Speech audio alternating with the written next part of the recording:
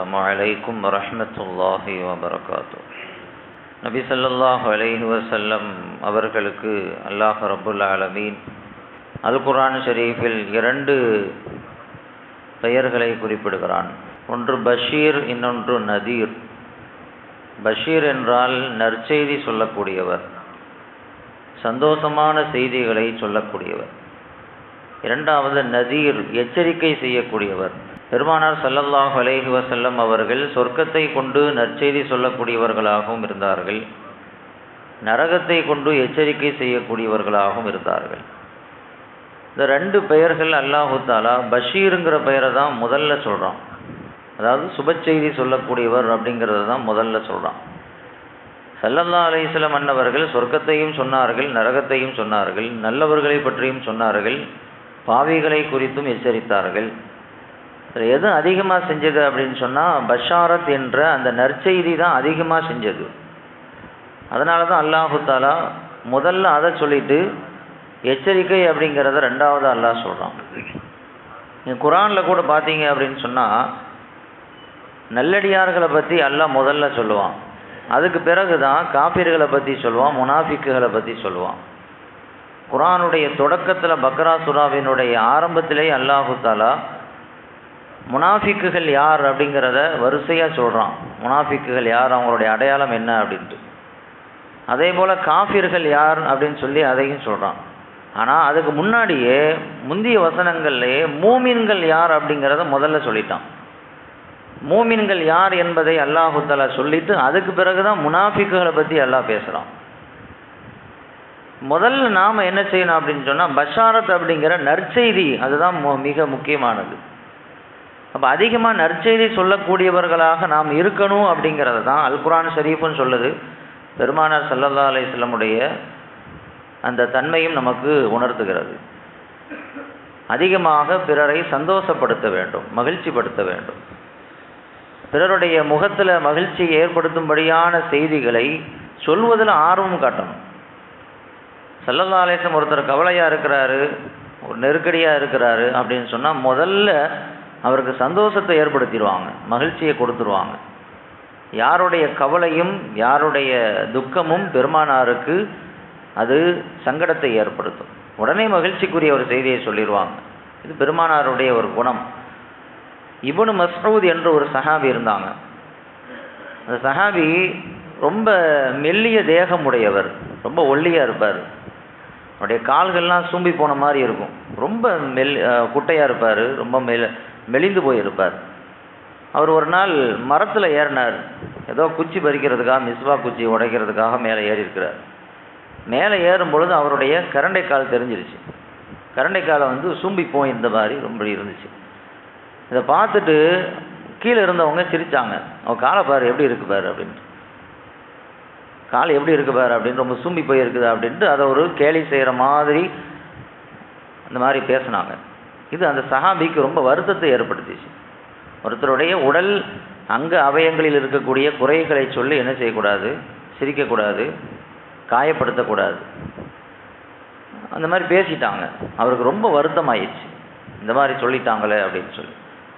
அவருடைய முகத்தில் வருத்தத்தை பார்த்த உடனேயே பெருமானார் ஸல்லல்லாஹு அலைஹி வஸல்லம் அவருடைய உள்ளத்தை குளிர்விக்கும் முகமாக சொன்னார்கள், இப்னு மஸ்ஊத் கவலைப்படாதீங்க, இப்னு மஸ்ஊத் நீங்கள் கவலைப்படாத.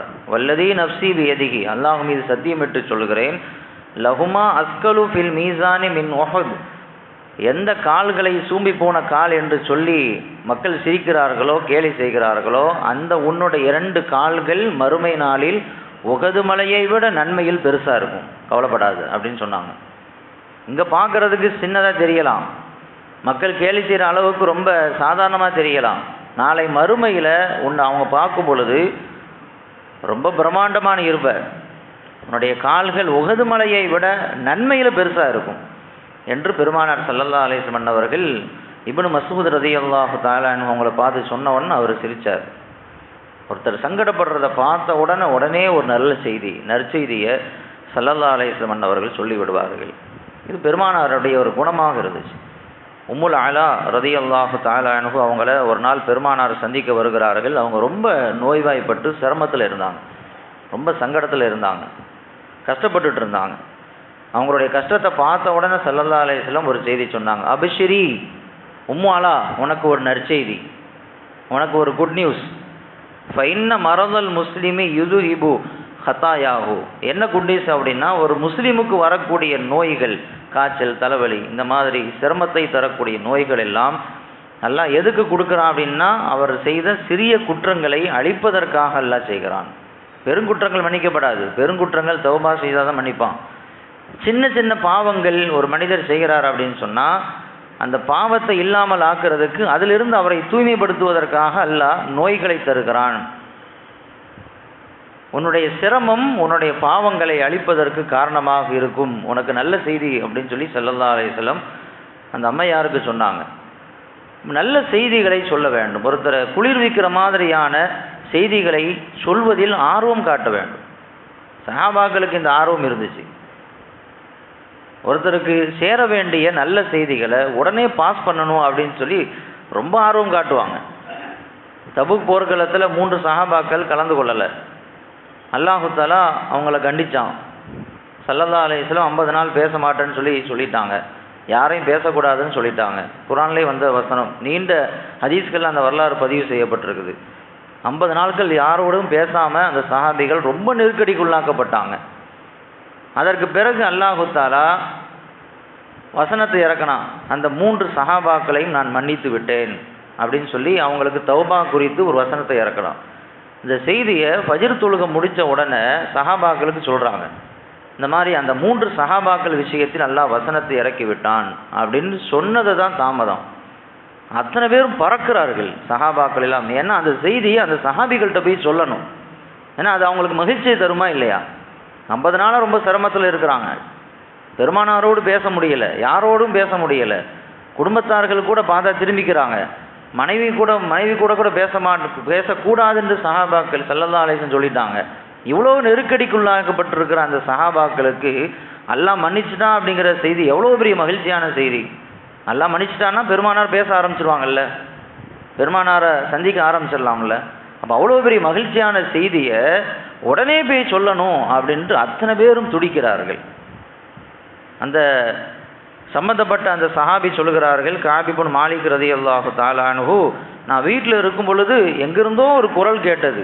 தூரமாக ஒரு மலை குன்றின் மீது இருந்து ஒருத்தர் சத்தம் போட்டார், யா கஅப், உங்களுக்கு சுப செய்தி, உங்களுக்கு நற்செய்தி வந்து விட்டது, உங்களுடைய பாவங்களை எல்லாம் மன்னித்து உங்களை ஏற்றுக்கொண்டு விட்டான் என்று ஒரு சப்தம் கேட்டது. நான் வந்து பார்த்தேன், எங்கேயோ தூரத்தில் ஒருத்தர் சத்தம் போடுறாரு. ஒருத்தருக்கு ஒருத்தர் போட்டி போட்டுக்குது அந்த செய்தியை அந்த சஹாபிகளுக்கு சொல்லணும் அப்படிங்கிறதுக்கு அந்த ஆர்வம் காட்டினாங்க என்று அந்த வரலாறு பதிவு செய்யப்பட்டது. பிறருடைய உள்ளத்தில் மகிழ்ச்சி ஏற்படுத்துறதுக்கு, பிறருடைய கவலையை நீக்கிறதுக்கு நாம் என்ன செய்யணும்? அதில் ஆர்வம் காட்டணும். இதே மாதிரி அபூ லுபாபா ரலியல்லாஹு தஆலா அன்ஹு ஸல்லல்லாஹு அலைஹி வஸல்லம் அவர்கள் வைத்திருந்த ஒரு ரகசிய திட்டத்தை மக்காவுக்கு பாஸ் பண்ணிட்டார், அப்படி சொல்லிட்டார். அதுக்கு பிறகு அதுக்கு ரொம்ப தவறு, நாம் பெரிய குற்றம் செஞ்சிட்டோம் அப்படின்னு உணர்ந்துக்கிட்டு தன்னைத்தானே அவர் என்ன செய்ய தண்டனை கொடுத்துக்கிட்டார். மஸ்ஜித் நபவியில் ஒரு தூணில் தண்ணியை கட்டி போட்டுக்கொண்டார். ஒரு 7-8 நாட்கள் அங்கேயே சாப்பிடாம குடிக்காமல் அங்கேயே இருந்தார். அதற்கு பிறகு அல்லாஹு தஆலா அவரை மன்னிச்சிட்டேன்னு சொல்லி வசனத்தை இறக்கினான். அந்த ஆயத்து வந்து கரெக்டாக உம்மு சலமா ரலியல்லாஹு தஆலா அன்ஹா அவங்க வீட்டில் இருக்கும் பொழுது தான் இறங்குது பெருமானாருக்கு. அதிகாலை நேரத்தில் பெருமானாருடைய முகத்தில் ஒரு சிரிப்பு தெரியுது. உம்மு சலமா கேட்டாங்க, யா ரசூலல்லாஹ், உங்கள் முகத்தில் ஒரு சிரிப்பு தெரியுது அப்படின்ட்டு சொல்லிட்டு, அல்லாஹு தஆலா உங்களை நிரந்தரமாக சிரித்த முகமாகவே ஆக்குவானாக அப்படின்னு பெருமானாருக்கு அவங்க துவா செய்கிறாங்க. பெருமானாருடைய சிரிப்பை பார்த்த உடனே, என்ன யா ரசூலல்லாஹ் சிரிக்கிறீங்க அப்படின்னு கேட்டாங்க. அவங்க ஸல்லல்லாஹு சொன்னாங்க, தீபா அலா அபி லுபாபா, அபூ லுபாபாவுக்கு தௌபா கிடைச்சிருச்சு, எல்லாம் மன்னிச்சிட்டான் அப்படின்ட்டு ஒரு செய்தியை சொன்ன உடனே உம்மு சலமா ரலியல்லாஹு தஆலா அந்த இருட்டு நேரத்தில் கேட்டாங்களாம், அபலா உஃபஷிருஹு யா ரசூலல்லாஹ், நான் உடனே போய் அந்த செய்தி அவர்கிட்ட சொல்லிட்டுமா அப்படின்னு கேட்டாங்க. இன்னும் காலை விடியவே இல்லை, ஃபஜ்ருக்கு முன்னால் அந்த செய்தி நடக்குது. ஒரு தாயார், ஒரு அம்மா கேட்குறாங்க, பெருமானாருடைய மனைவி, இப்படி ஒரு செய்தி அவர் விஷயத்தில் அல்லாஹ் இறக்கி வச்சிருக்கிறான், அந்த செய்தியை முதல்ல நபி நான் அவர்கிட்ட போய் சொல்லிடட்டுமா? ஏன்னா மஸ்ஜித் நபவியில் இன்னும் அவர் இருக்கிறார், தன்னைத்தானே கட்டி போட்டுக்கொண்டு. அவருக்கு அது மகிழ்ச்சியை தருமா இல்லையா அந்த செய்தி? அல்லாஹ் உங்களை மன்னிச்சிட்டான்னு சொல்லும் பொழுது அவரோட முகத்தில் எவ்வளோ பெரிய ஒரு பிரகாசம் தெரியும். அந்த பிரகாசத்தை, அந்த மகிழ்ச்சியை அந்த சஹாபியினுடைய உள்ளத்தில் ஏற்படுத்தணும் அப்படின்னு சொல்லி அந்த இருட்டு நேரத்தில் கூட உடனே போய் சொல்லணுமான்னு கேட்டாங்க. விரும்பினா சொல்லுங்க அப்படின்ட்டாங்க.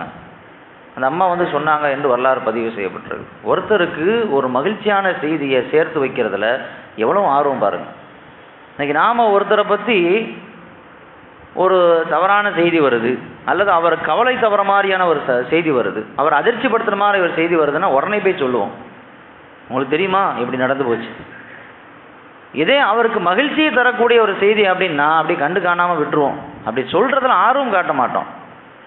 அப்படி சொல்கிறதுலாம் நமக்கு என்ன நன்மை அப்படின்னு நினைக்குவோம். ஆனால் பிறருக்கு மகிழ்ச்சியை ஏற்படுத்த வேண்டும் என்று பெருமானார் ஸல்லல்லாஹு அலைஹி வஸல்லம் கற்றுத்தந்தாங்க. அமல்களிலேயே மிகச்சிறந்த அமல் எது என்று கேட்கப்பட்ட பொழுது ஸல்லல்லாஹு அலைஹி வஸல்லம் சொன்னார்கள், இதுகாலு சுரூரி அலா கல்பில் மூமின், ஒரு மூமினுடைய இதயத்தில் மகிழ்ச்சியை புகுத்துவது, ஒருத்தருக்கு சந்தோஷத்தை ஏற்படுத்துறது, குட் நியூஸ் சொல்கிறது, சுப செய்தி சொல்கிறது, அது அமல்களில் சிறந்தது என்று சொன்னார்கள். அல்லாஹ் ரப்புல் ஆலமீன் சிறந்த குணத்தை, தன்மையை நமக்கு வழங்கி அருள் புரிவானாக. வ ஆகிரு தஅவானா அல்ஹம்துலில்லாஹி ரப்பில் ஆலமீன்.